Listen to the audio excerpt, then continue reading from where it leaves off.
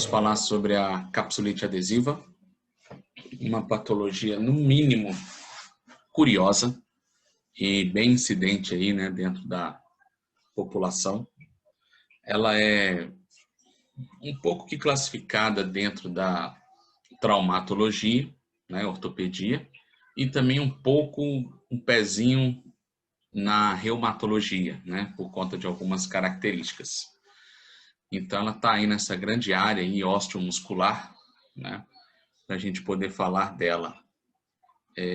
Primeiramente, a imagem que está aí já remete um pouco do que vai acontecer. Então, não sei se vocês conseguem reparar, mas nós temos aqui um ombro gritando, né, uma face.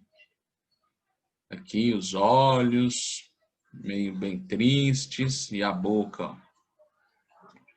Então, é mais ou menos isso que a gente espera, né, de um paciente que tem a capsulite adesiva, esse desconforto, essa dor, podendo chegar a uma dor muito intensa, né, nessa articulação do ombro, tá? Vamos abordar algumas coisas aí, características desta condição. Antes de falar da patologia propriamente dita, vamos falar um pouco da cápsula, certo? Pois o próprio nome diz, é uma capsulite, né? Então vai acontecer aí uma inflamação da cápsula, e a adesiva é porque isso vai gerar uma limitação de movimento, como se fosse uma cola, uma aderência. Também é muito conhecido como o ombro congelado. Funções da cápsula. Algumas coisas importantes aí. A cápsula funciona como uma bolsa que contém o líquido articular, ou líquido sinovial. Então, dentro da cápsula, né, está o líquido que vai nutrir, lubrificar, ajudar, auxiliar no movimento, manter o espaço articular íntegro, né, que é o que caracteriza as articulações sinoviais. E, além disso, a própria cápsula produz esse líquido, né? A sua membrana interna, que a gente chama de sinóvia, ou a membrana sinovial, que está na parte de dentro da cápsula, é responsável por produzir esse próprio líquido que vai gerar essas características aí na articulação, né? Além disso, a cápsula tem uma porção estabilizadora, né? Ela ajuda a estabilizar os movimentos. Ela tem uma característica que ela tanto permite quanto inibe o movimento. Então, a cápsula articular ela funciona tanto como uma estrutura que vai permitir que o ombro, no caso, né, a gente está falando do ombro, se mova, como também vai ter um momento no arco de movimento que ela vai limitar que o ombro se movimente, né? Então, ela tem essa característica super interessante. E eu falo ombro porque a gente está falando da capsulite no ombro, né? Mas no caso da cápsula é geral para todas as cápsulas que contém aí no nosso corpo, nas articulações sinoviais, certo? E o que garante a cápsula tanto permitir quanto limitar movimento é essa folga que ela apresenta. Ela tem uma sobra, um tecido mais frouxo, certo? Aí aqui está escrito permitindo, né? Esse tecido mais, essa folga, esse tecido mais frouxo permite que o ombro realize todos os movimentos e ajuda também a estabilizar. Então, permite e estabiliza. Como que isso funciona? Quando o paciente está com a... O paciente não, né? Quando a gente está com o nosso ombro em repouso, né? Vocês podem reparar aqui, eu vou colocar o exemplo, meu ombro. Eu tô aqui com o ombro em repouso. Se a gente reparar na minha camisa, né, na minha camiseta, a parte superior, o tecido está bem esticadinho, não é isso? Do ombro. Mas aqui embaixo faz-se as pregas, tá vendo? Fica dobradinho, igual a sanfona. Então, a cápsula é mais ou menos assim. Nessa posição anatômica em repouso, a parte inferior da cápsula tem uma folga. Tem essas pregas. É aquela parte mais frouxa, certo? E em cima está mais tenso. Quando a gente realiza o movimento, é exatamente por ter uma frouxidão aqui embaixo que vai me permitir elevar o ombro até que essa parte de baixo se estique, tá vendo? Então, o fato de ter a prega e deixar ela mais frouxa é que permite o movimento. E aí, quando a gente vai levantando, a parte de baixo ficou tensa e aqui em cima o que aconteceu? Afrouxou, ficou frouxo. Ok? Então, na hora que chega no limite da ADM, a cápsula na parte inferior dela já está bem estressada, tensa, e a partir dali ela trava um pouco, estabiliza o movimento, porque já está bem esticado. Ela está longe de ser o melhor estabilizador que nós temos, né? Os ligamentos fazem isso muito melhor, os tendões, né? Em algumas situações os próprios músculos, mas ela também auxilia nesta função. Então, na hora que eu estou na posição de repouso, eu tenho a parte inferior frouxa e a parte superior está tensa, né? Está esticada.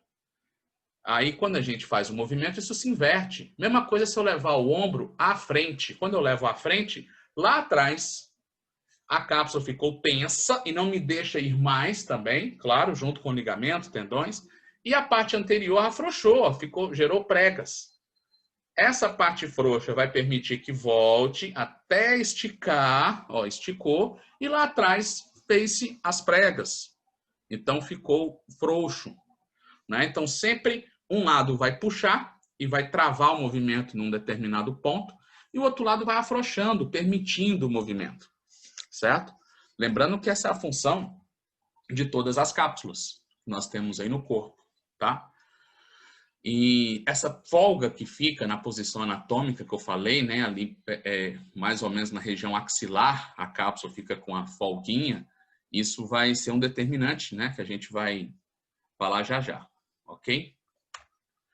Então aqui está um exemplo da nossa cápsula, né, só uma imagem aqui demonstrando ela, e ela tem essa região de baixo um pouco mais sanfonada, mais frouxa, e lá em cima está mais tenso por conta dessa posição, né, como eu falei, de estiramento superior e afrouxamento inferior.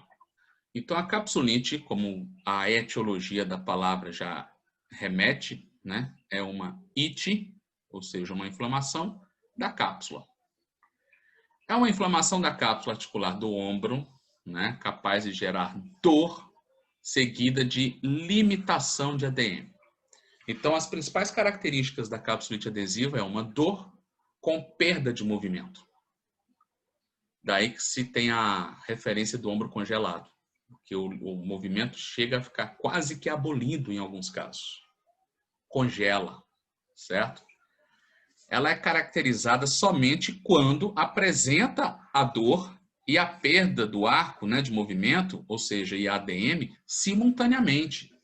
Então, o paciente, para ser diagnosticado com a capsulite adesiva, ela tem que ter esses dois fatores. Se tiver só doendo, ela ainda não está no hall ainda da capsulite, né? Ela pode estar até no início, que a gente vai falar, né? Mas mesmo assim, rapidinho, já tem que ter esses dois sintomas juntos.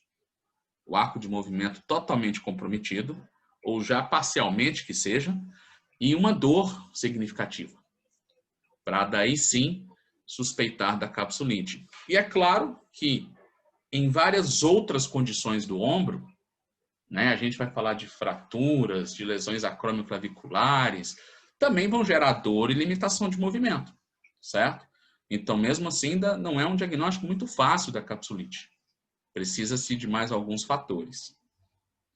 E é um conjunto de fatores. A doença começa com desconforto na região do ombro, que vai evoluindo para uma dor crônica e pode se tornar aí de forma incapacitante, como a gente vê. Acomete de 3 a 5% da população em geral, vamos falar um pouquinho de incidências, prevalências, né? É uma doença benigna, com evolução autolimitada, isso aqui é importante.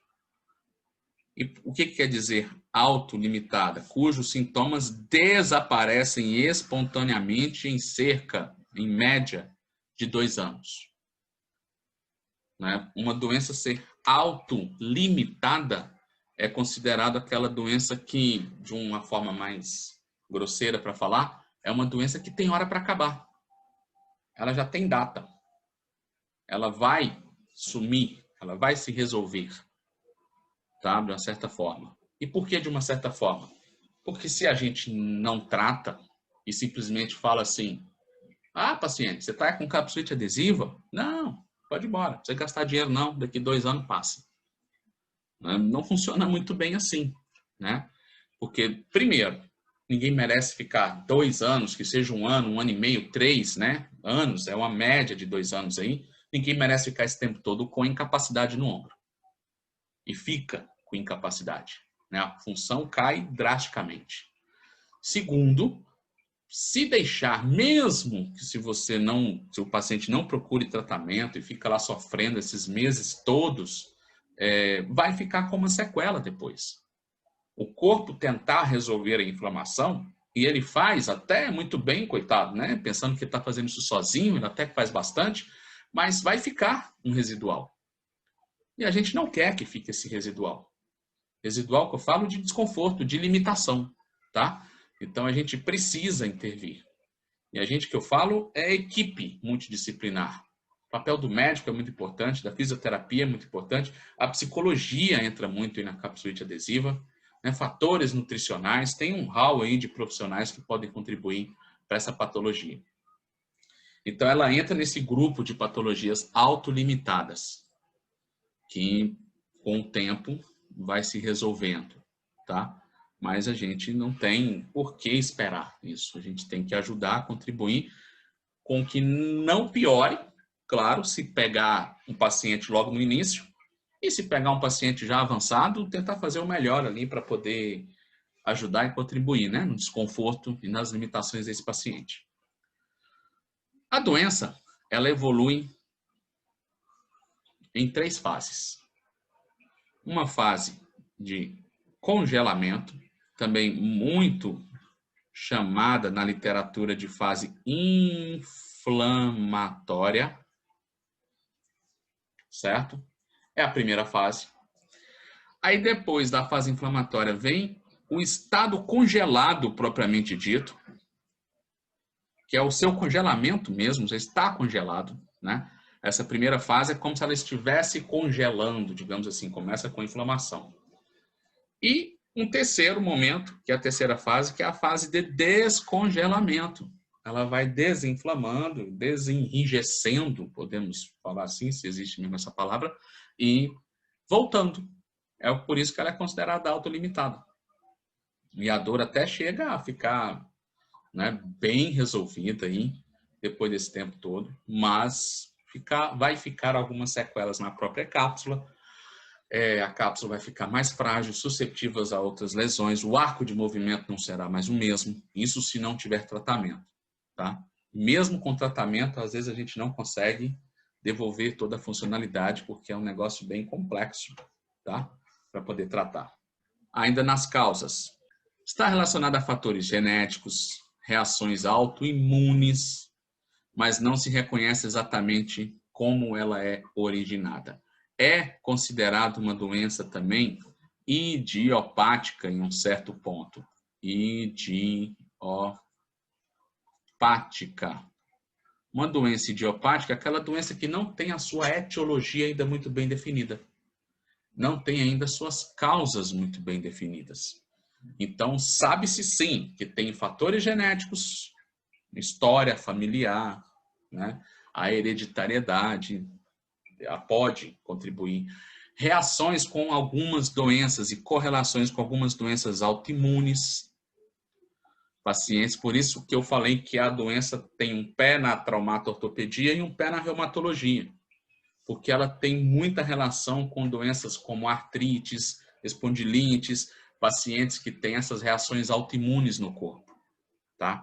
Tem uma maior probabilidade de desenvolver a doença. Mas a doença autoimune não é uma causa.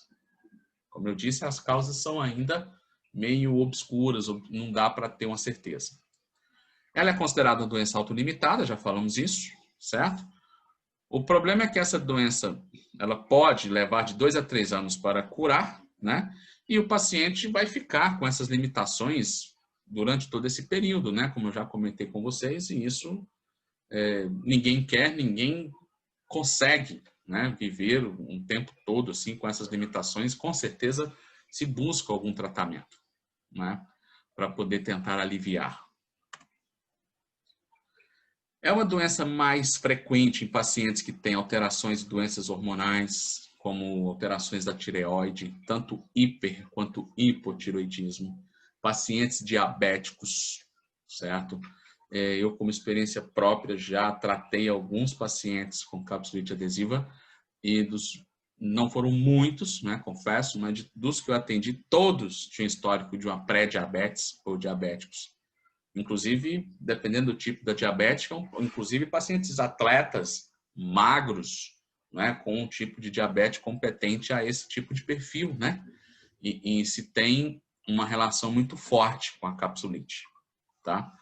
Pacientes com ombro imobilizado por período prolongado ou pacientes com hérnias de discos cervicais.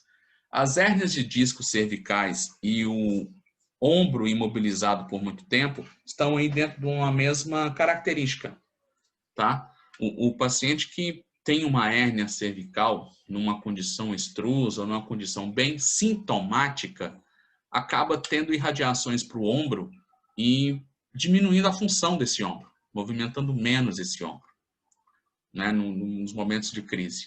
Assim como aquele paciente que fica com um período muito prolongado com o ombro imobilizado, também leva ao desuso daquela articulação. E aí, quando a gente junta tudo isso, certo?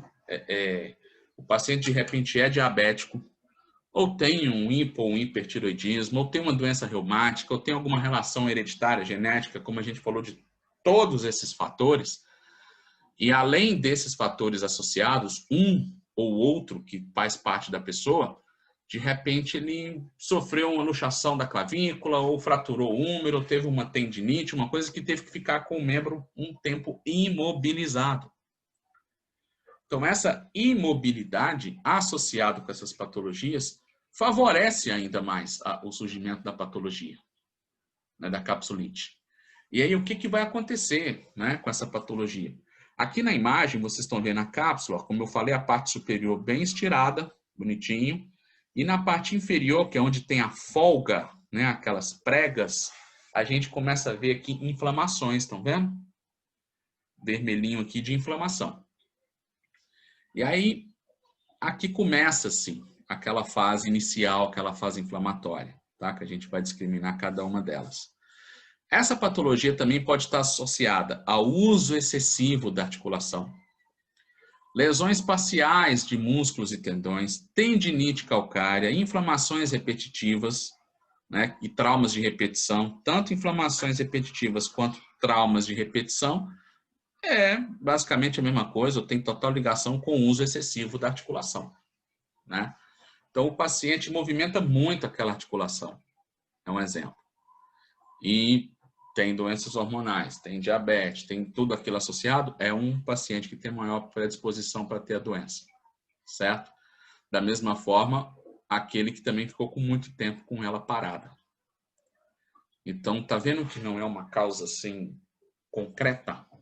Por isso que é uma patologia chata e muitas vezes o diagnóstico demora-se a sair. É um diagnóstico que muitas vezes pode ser tardio. Porque antes de falar da capsulite, se pensa na tendinite, se pensa na lesão do manguito, se pensa em um monte de coisa. Numa bursite, por exemplo. Né? Por mais que a bursite não tenha a característica de doer na parte axilar só, inferior, dói em todo o ombro, dói mais na parte superior, né? A bursa que mais incomoda, a parte dela está aqui debaixo do acrômio, aqui em cima. Mas mesmo assim, numa bursite gerando muito desconforto, vai doer no ombro inteiro.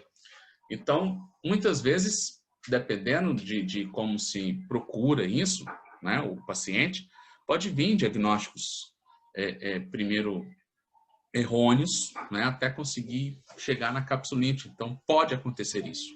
Como também, né, faz-se justiça, a patologia pode ser logo identificada também, numa boa avaliação, numa boa busca, né, você consegue fazer também um diagnóstico logo precoce. Beleza? Então, moçada, dentro da evolução da doença, que a gente chama de fisiopatologia, não é? A doença se inicia com uma inflamação na cápsula articular. Então, aqui eu tenho uma cápsula normal, bonitinha, nutrida, corada, certíssima. E aqui a gente já tem uma cápsula adesiva, ó, já com a inflamação. Estão vendo que ela fica mais rachadinha, mais seca, tá vendo? Isso aqui ela está se tornando mais fibrótica. fibrótica. E aquela prega vai ficando endurecida. É isso que a gente chama de aderência. Esse aqui é o adesivo dela, né? E ela ficando mais rígida. Imagina na hora que a gente faz abdução, vai fazer um movimento de flexão, extensão, essa bolsa, esse negócio, o saco branco não vai esticar, diminuir, esticar, diminuir. Se ele tiver rígido, não vai. Não é? Vai ter muita dificuldade em abrir essa sanfona, digamos assim, que são essas pregas que eu falei na parte inferior. E isso dificulta bastante. Então, ela inicia-se com a inflamação, né? Vários são os fatores que predispõem, como a gente já falou, mas ela pode ocorrer sem nenhuma causa aparente. Ainda tem essa, o fato de ser idiopática, você busca, pergunta se o paciente é diabético, se ele tem reumatismo, se ele tem alguma doença autoimune, se ele tem problema de tireoide, se ele ficou imobilizado, se ele usa muito o ombro, todas as respostas são não, e ele tem o raio da patologia. Então, ela pode ainda acontecer sem nenhuma dessas causas aparentes. Certo? Ou muitas vezes o paciente acaba descobrindo as comorbidades ou as patologias associadas no diagnóstico da capsulite. Porque vai buscando, né, outras possibilidades. Então, olha só. A primeira fase, que é chamada fase inflamatória, é uma fase que vai iniciar com uma dor leve. Por quê? A inflamação está começando, certo? Depois de dias ou semanas, progride para uma dor muito forte e incapacitante. Diferentemente das outras inflamações do ombro, a dor ocorre mesmo em pequenas ADMs. Já vou explicar. Nessa fase, o movimento do ombro, apesar de doloroso, ainda pode estar normal. E pode durar aí aproximadamente aí, ó, de 6 a 9 meses essa fase inflamatória. Se deixar o curso da doença normal, né? Então, olha só. Durante essa fase, nós temos aqui deixa eu desenhar aqui a glenoide, né? A escápula, ó. Aí aqui tem a cabecinha do húmero, né? Chegando aqui, ó. Pronto. Acrômio. E a cápsula. Que está envolvendo aqui. Pronto. No momento, se tem-se a inflamação.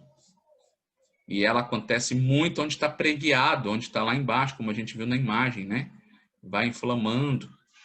E essa inflamação começa-se, claro, gradativamente. No início está tendo um desconfortozinho. Aí a gente já começa a ver umas possíveis diferenças da capsulite com as outras patologias de ombro, tá? Por exemplo, isso daqui, ó. Diferentemente das outras inflamações, ela inicia-se, né, a dor, e a dor acontece mesmo em pequenas amplitudes de movimento, pequenas ADMs. Por quê? Imagine aqui se o paciente for abduzir esse ombro. Levar. Vou subir ele, certo? Na hora que eu começo a levar o húmero, né, se olharem aqui para mim, quando eu começo a levar o meu húmero aqui para fazer o movimento, com um pouco de ADM que eu faço, eu já começo a abrir a cápsula aqui, ó. Ó, abri, fechei. Abri, fechei. Aquela parte sanfonada, com mínimo de amplitude, já começa a abrir. Ela não está ali inflamada? Na hora que você começa a esticar aquela pele, digamos assim, a prega, já dói, porque você já está mexendo na inflamação. Então, por isso que dói com pequenas ADMs. Inclusive, de forma passiva. É aí que está uma dica que a gente fala na prática clínica, que muitas vezes não tem isso nos livros. Quando a gente movimenta passivamente e desde o início está incomodando, isso é ponto para capsulite. E, por exemplo, se for uma síndrome do manguito rotador, uma ruptura, uma tendinite de algum tendão, normalmente, claro, vai incomodar mais quando a gente requisita o tendão, né? Quando coloca o tendão para contrair, se eu pedir para o paciente fazer ativo, força, aí ele mexe no supraespinhoso para contrair, incomoda. Agora, e se eu pegar o braço dele e levantar passivamente? O supraespinhoso está relaxado. Então, tende a diminuir muito o desconforto. Quando é uma lesão muscular, quando a gente abole a ação muscular, o sintoma praticamente some. Ou pode ficar ainda um pouquinho, se tiver recente, muito inflamado, né? Agora, se eu começar a movimentar passivamente, aqui, ó, no início do movimento, aqui a gente sabe que muitas vezes tem aquela relação do supraespinhoso e o deltoide, né? Que eles pouco vão atuar juntos ali no começo. Então, isso até ajuda, o que seja outros músculos também. A grande questão é, se começa a doer passivamente logo no início, é porque você já está mexendo na cápsula. No início do movimento, você não tem compressão subacromial, que só vai acontecer a grandes amplitudes, 80, 90 para cima, não é? Então, a gente não vai ter muito impacto, não vai ter contrações musculares, o músculo está relaxado. Então, se eu pego o ombro do meu paciente e levanto passivamente, no comecinho ele já começa a doer, e a dor normalmente é na parte axilar, na parte inferior, que é onde a prega está ali, né, onde a cápsula está mais frouxa. Isso, moçada, já começa a induzir a capsulite. Né? Então, isso é um diferencial na avaliação, quando a gente vai fazer o exame físico. Se o paciente não consegue fazer ativo, já dói pra caramba. Como foi ativo, ele usou músculos, então você ainda não consegue saber se foi o músculo ou a cápsula, enfim. Então, vamos tirar o músculo da jogada. Vamos fazer passivamente. Aí, se dói mesmo passivamente, pode ser a capsulite, pode ser um ligamento rompido, que o ligamento também vai esticar, pode, mas a gente já exclui a musculatura, né? E existe essa característica da região. A dor mais intensa vai ser mais na parte inferior. Claro que depois isso fica difícil para o paciente discriminar, vai estar doendo em toda a região do ombro, né? Mas para vocês entenderem. Então, nessa primeira fase, a inflamação está iniciando, a cápsula está inflamando, tá? E toda inflamação vai ter lá o exudato, o extravasamento, os células de defesa vão lá para poder tentar reparar aquilo e vai ficando aquela briga, certo? Sem resolução. Aí o que vai acontecendo com o tempo? Essa inflamação, que agora está fresca, né? Está avermelhada, está com rubor, com calor, está intensa, com o tempo começa a ficar indo para uma possível inflamação crônica e toda aquela, digamos, aquela repercussão que aconteceu ali no local, extravasamento de sangue, microcapilares, as células saindo para poder tentar resolver, vão ficando crônico e começa, inclusive, a enrijecer. Ponto. Né? Se tem, através da permeabilidade da membrana, o fibrinogênio vai para lá para tentar reparar a cápsula. A cápsula é um tecido conjuntivo, fibroso também, né? Então, eles vão depositando e como não se resolve, isso vai gerando uma casca. O cimento vai secando, podemos falar assim, né? A inflamação no início, ela é aquela inflamação bem líquida, bem viva. Depois vai enrijecendo. Não vai se resolvendo. E aí que vamos entrando para a segunda fase, que é a fase de rigidez. Ou de congelamento, propriamente dito. Então, aí quando se tem já aquele enrijecimento da cápsula, aí a gente passa a ter o congelamento do ombro. E aí vem a segunda fase, né? Dessa forma. Há uma perda progressiva dos movimentos do ombro, claro, está bem enrijecido. Pode haver dor nessa fase, mas de menor intensidade. O indivíduo não alcança locais que alcançava previamente, certo? Como, por exemplo, teste de coçar de Apley, lembram? Eu peço para o paciente encostar a parte superior da escápula oposta, a parte inferior da escápula oposta, o ombro oposto, ele não vai conseguir. Movimentos funcionais como se vestir, prender sutiã, pentear cabelo, né? Bolso da calça, cinto de segurança do carro é clássico, ó. Pegar aqui o cinto de segurança e passar, né? A pessoa não vai conseguir ter esses movimentos. Outra coisa super importante é essa relação da dor, tá? Ó, na segunda fase pode haver dor, e tem, normalmente tem, só que com menos intensidade. Por quê? Esqueci de falar aqui na primeira fase, vou voltar nela. A gente falou aqui que o paciente chega a ter dor incapacitante, mas mesmo doloroso, o arco ainda pode ser normal. Por quê? Na fase inflamatória, a cápsula ainda está frouxa, frouxa não, está inflamada, mas aquela inflamação nova, não é isso? Então, a cápsula ainda não está rígida. Então, na hora que o paciente começa a mexer, no início do movimento já dói. Mas mesmo doendo, se ele aguentar a dor, ele consegue levantando. Existe arco de movimento e muitas vezes ele não faz porque incomoda bastante, porque vai doer muito. Mas o arco existe, é permitido o arco, porque a membrana, a cápsula ainda não está rígida. E tem muita dor por causa da inflamação. Na segunda fase, muda um pouco o sentido. Aquela fase inflamatória aguda, eminente, já deu uma cessada. A dor já não está lá, essas coisas. E agora ele fala, pô, não está doendo, agora eu vou conseguir mexer melhor. Só que agora ele já não mexe, por quê? Porque está rígido, porque fibrosou, porque secou aquela inflamação. E aí não vai agora por uma limitação mesmo. Entenderam a diferença? Então a segunda fase não dói como a primeira, mas se tem uma limitação muito mais complexa de movimento, tá? Na primeira fase não movimenta porque dói. Aí ele não vai querer mexer, mas se precisar, vida ou morte, dói e consegue levar o braço. Agora na segunda fase esse arco de movimento já está totalmente comprometido, porque se tem uma rigidez desse ombro. E ó, de acordo com a literatura, é uma fase que pode durar de 1 ano a 1 ano e meio no curso cronológico da doença. Certo? Então é bem lento esse processo, tá? E quando a gente pega um paciente que busca o tratamento lá naquela fase inflamatória, a gente pode sim fazer com que esse ombro não enrijeça tanto numa segunda fase. E aí a fisioterapia, os medicamentos, a análise clínica vão tentar fazer com que essa patologia não se evolua. É o nosso objetivo e a gente consegue fazer isso. Agora, o problema é quando o paciente já aparece numa fase já bem mais evoluída da patologia, sabe? Então, vamos para a terceira fase. Na terceira fase, nós vamos ver que os movimentos do ombro já começam a melhorar progressivamente. E junto com essa melhora do movimento, e por que vai melhorando? Porque lembra que a gente falou que ela é autolimitada? Né? Que ela vai melhorar?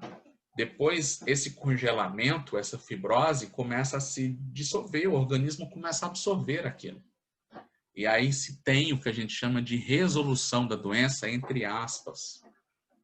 Porque durante esse processo vai ter, sem dúvida, uma perda de movimento. Então, esse paciente vai ficar com uma sequela do arco, né, do ombro. Porque isso eu estou falando na cronologia da doença, sem opções de tratamento, né, na sua fisiopatologia, nas fases normais da doença. Então, aí acontece uma perda de movimento, porque não vai ter aquela intervenção que seria super interessante. Então, moçada, a duração dessa terceira fase é muito variada. Ela pode, inclusive, durar algum tempo indeterminado, certo? Normalmente, o paciente procura tratamento da primeira para a segunda fase. Né? Acontece de pacientes já chegarem na fase 3 da capsulite? Sim, acontece. Né? A gente pensa, caramba, esse sujeito ficou esse tempo todo sofrendo e não procurou nada. Enfim, pode acontecer. Mas, normalmente, naquele início inflamatório, a pessoa acha que é alguma coisinha, né? Como eu falei, tendinite, tudo, não procura tratamento ou vai empurrando. E, normalmente, quando começa a limitar bastante aí, no passar da fase 1 para a fase 2, é que normalmente se procura o tratamento. Em média, né? Vão ter uns que procuram logo no início, o que seria ótimo para todos, né? A gente sabe que não é assim que acontece. O diagnóstico da patologia, como a gente falou, é um diagnóstico mais difícil um pouquinho, porque acaba-se no início confundindo com várias outras patologias, né? No começo. Então, se tem uma história clínica, um exame físico, a anamnese, toda a sua importância, né? O paciente, no próprio relato, ele vai comentando quando começou, quando que veio, não é um dia exato, não é um trauma, veio aumentando gradativamente. Aí a gente associa com patologias, lembram? Com a diabetes, com a hipertensão, com a tireoide, com problemas reumáticos, com a autoimune, A gente vai buscando informações, né? Há quanto tempo você está com esse ombro desse jeito? Ah, doutor, tem meses. Então, caramba. E procura tratamento? Procurei, estou tomando anti-inflamatório e não resolve. E fiz um pouco de fisioterapia. Então, é uma doença que o tratamento também não é rápido. A gente tem alguns testes especiais que a gente faz para poder ajudar no tratamento. Um deles, como eu falei, é aquele coçar de Apley, né, bem clássico. A gente faz testes para excluir a musculatura, então faz teste de Neer, faz Job, faz Speed para excluir a cabeça do bíceps. A gente vai excluindo os músculos, né? E é claro que esses testes, dependendo do momento da capsulite, ou enfim, melhor dizendo, numa questão inflamatória, vai dar positivo. Você pede para ele fazer flexão do braço contra a sua resistência, para fazer o teste de speed, para ver a tendinite da cabeça longa. Quando ele começar a movimentar, vai doer. Todos vão dar positivo. Então, o que ajuda muito é aquela relação da mobilização passiva. Deixa eu movimentar o seu ombro. Ela, não, vai doer. Não, eu que vou fazer, não é você.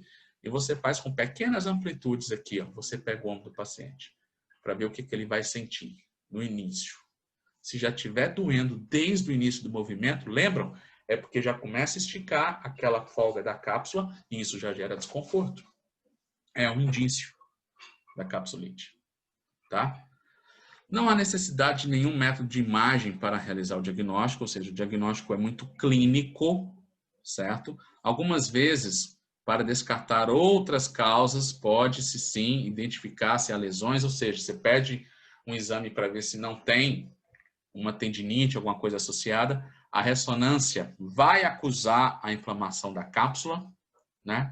O raio-x pouco vai ajudar, especificamente na patologia, né? O raio-x vai ver também o espaço subacromial, vai ver os contornos, vai ver se teve fratura ou não, né? Se tem uma tendinite calcárea, que é uma patologia também que tem associação com a doença. Então, ela vai excluindo, né, esses exames de imagem. O mais importante é o clínico, para poder fazer um bom diagnóstico dessa patologia. O diagnóstico é feito tardiamente, em muitos casos, como eu falei, né? Demora-se, né? É comum o paciente receber o diagnóstico de bursite, enfim, essas coisas a gente já comentou, né? Já fui falando aí. E no final, aí, depois de alguns meses que ele vai tratar a bursite, vai tomar uma infiltraçãozinha na bússia, no tendão, e o negócio não resolve, ou vai fazer fisioterapia, e aí não está ajudando muito, aí depois de algum tempo, vê que, nossa, é capsulite. Isso pode acontecer sim, né? A capsulite adesiva não é a única causa que limita movimentos dos ombros, né? Então, por isso que é difícil achar ela. Se fosse só ela que gerasse dor e diminuição de movimento, não tinha erro. Mas, como eu disse, todas as patologias no ombro vão gerar dor e limitação de movimento, uma vez que o ombro tem toda essa característica, né? De uma articulação muito móvel e tudo. Então, isso complica um pouco o diagnóstico, por isso que tem que se buscar muita informação para poder casar nesta condição aí e firmar o diagnóstico da capsulite. O tratamento é principalmente conservador, né? Não cirúrgico, principalmente, sem necessidade de cirurgia. O tratamento é lento, porém com um bom prognóstico. Se o paciente procurar um tratamento e for, né, diagnosticado, principalmente naquela primeira fase, ele tem grandes chances de ter uma evolução legal e sofrer muito menos, né? Ter um bom prognóstico quer dizer ter uma boa perspectiva de melhora. A fisioterapia é a chave para o tratamento para se recuperar movimentos e a função do ombro, associado, como eu disse, né, ao tratamento clínico, ao tratamento medicamentoso. O paciente vai consultar, o paciente vai ter esse respaldo também, né? O objetivo do tratamento é diminuir a inflamação dessa cápsula e aumentar a amplitude de movimento do ombro. Então, por isso que é muito usado recursos anti-inflamatórios, respeitando as fases, né? E também aquela mobilização, né, para ganhar amplitude. E quando pega numa fase inflamatória inicial, a gente vai entrar com os nossos recursos anti-inflamatórios, né? Para poder ajudar a desinflamar aquela cápsula. E depois a gente vai vir, claro, com fortalecimento, com ganho de amplitude, com todo aquele trabalho holístico e aquele trabalho geral que a gente faz numa articulação, né? Existe a opção do tratamento cirúrgico, né? Tem essa manipulação sob anestesia, que se libera-se a cápsula sob o movimento, dá uma anestesia local, muitas vezes pega aqui o nervo, no supra mesmo, né? A inervação do supra, e aí, com o movimento brusco, pega aquela cápsula que já está numa segunda fase, normalmente faz isso quando ela está bem congelada, e numa manipulação mais intensa, rompe aquela fibrose na bruta, na marra, sob anestesia. Aí essa cápsula volta a se agudizar de novo, volta do zero de novo. Teoricamente, é um objetivo de agudizar o problema. Isso é uma possibilidade, que é até muito menos usada, tá? Mas é uma possibilidade literária, né? Por isso que está aí. A outra é a artroscopia, que quando, né, precisa de chegar ao ponto da cirurgia, a artroscopia é o melhor que se faz.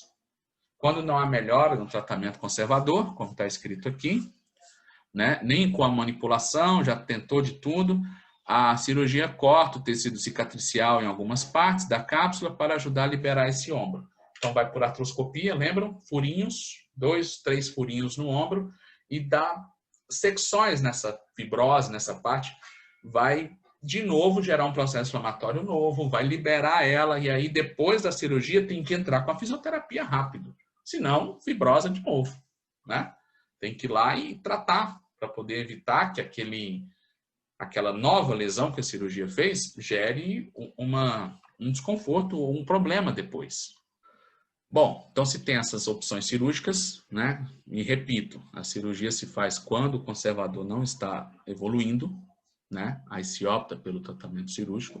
A artroscopia, como a gente sabe, é uma cirurgia segura, tranquila, de boa recuperação, mas muito importante, se a artroscopia foi para capsulite, depois que fez os cortes, liberou essa cápsula, a fisioterapia tem que entrar logo. Até porque se foi capsulite, pode ser por um fator desconhecido, e ou a diabetes, ou o hipertireoidismo associado e tudo, então tem grandes chances de acontecer uma fibrose de novo ali, né, por conta da lesão que a própria cirurgia fez. Então, é muito importante que a fisioterapia venha logo após aí no pós-cirúrgico e dar sequência no tratamento.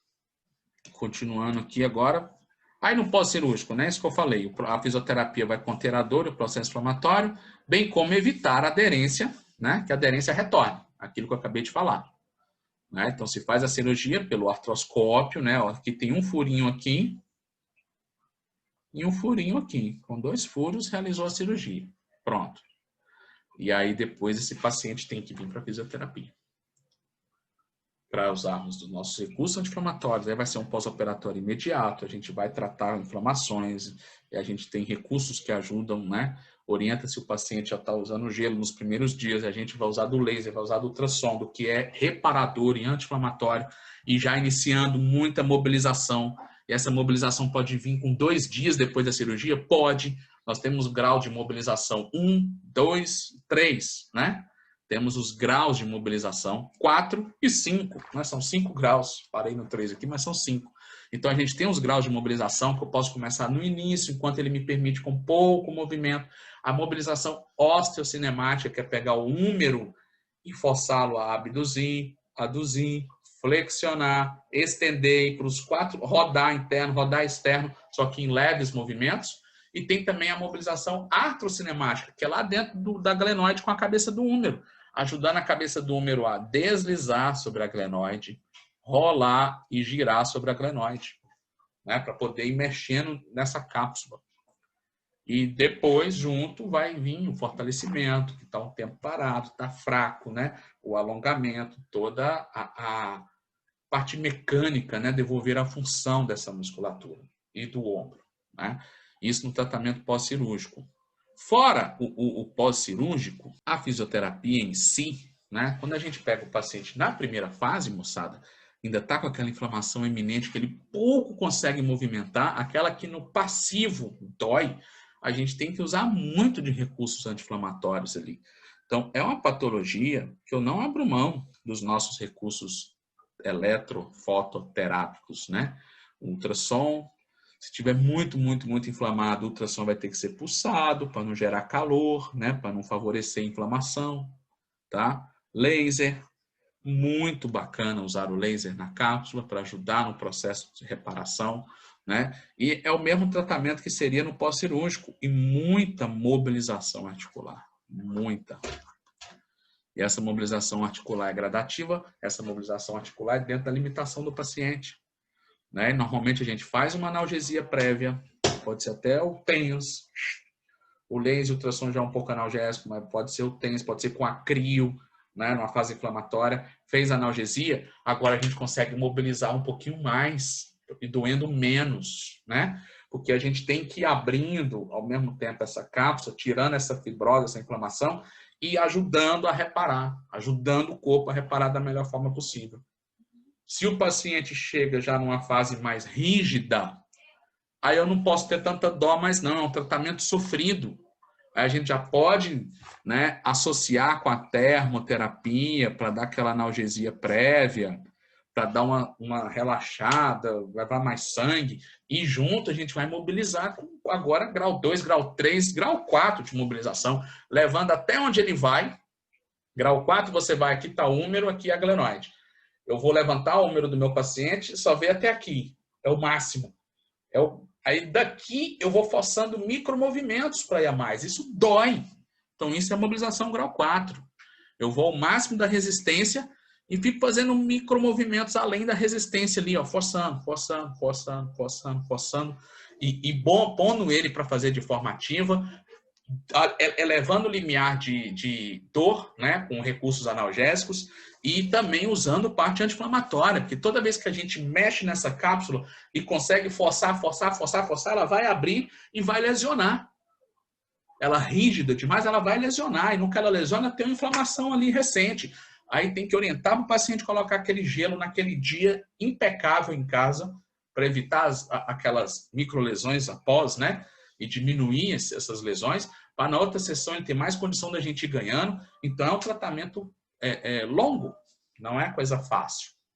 E com muito exercício de função, a gente usa cabo de vassoura para o paciente tentando levantar, muita orientação para ele fazer em casa. O paciente tem que ser muito participativo numa patologia dessa. E a fisioterapia é um grande responsável para devolver a função para esse paciente.